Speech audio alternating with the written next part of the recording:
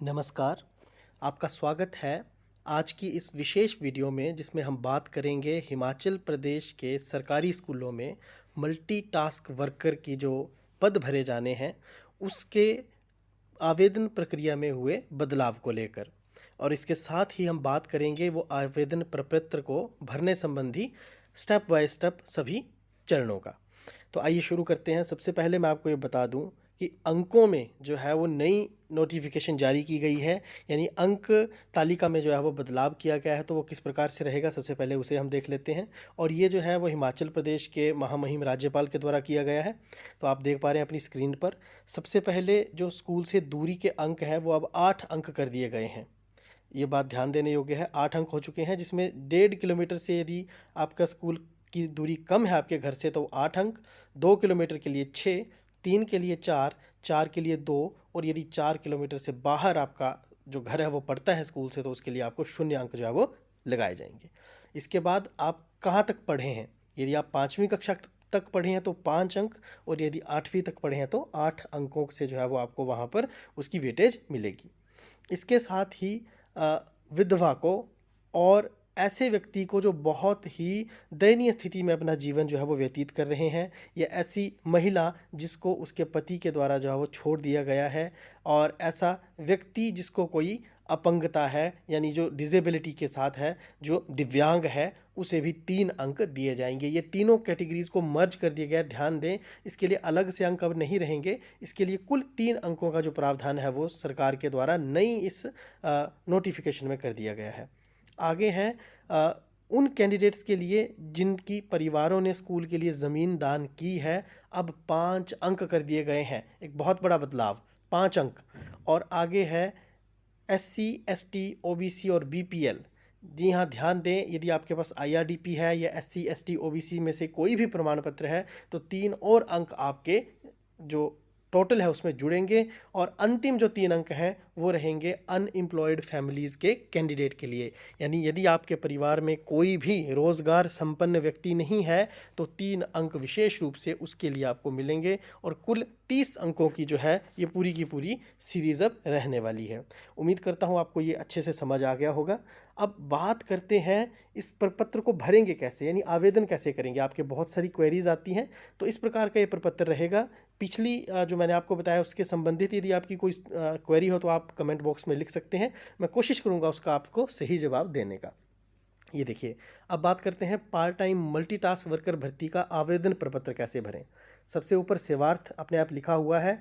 खंड में आपको अपने शिक्षा खंड का नाम भरना है, विकास खंड का नहीं। विशेष रूप से ध्यान दें, जैसे मान लीजिए उदाहरण के रूप में मैं अपने शिक्षा खंड का बताता हूँ तो सुंडला आएगा, जिला चंबा आ जाएगा। इसके बाद आपको कुछ नहीं करना है। ये जो फोटो के लिए जगह बनी है, यहाँ आपको आवेदक का स्वयं सत्यापित फोटो यानी सेल्फ अटेस्टेड आप फोटो चिपकाएंगे और अपने हस्ताक्षर उस पर स्वयं कर देंगे। इतनी सी बात है। आगे आपको अपने जिले का और खंड का नाम लिखना है। पहले रिक्त स्थान में जिला का, दूसरे में खंड का। उसके बाद किस पाठशाला के लिए आपने आवेदन किया है उसका नाम आप भरेंगे। उसके बाद आप अपना नाम यानी आवेदक का नाम, जैसे मान लीजिए राकेश जो है वो आवेदक हैं तो वो यहाँ पर भरेंगे राकेश। अपना लिंग यानी पुरुष है तो पुरुष, महिला है तो महिला। उसके बाद अपने पिता का या पति का नाम, अपनी जन्म तिथि अंकों में भरनी है सबसे पहले, फिर वही आपने शब्दों में भी भरनी है। आगे है आपका स्थायी पता, जिसमें गांव, डाकघर, तहसील, जिला, पिन कोड शामिल रहेगा।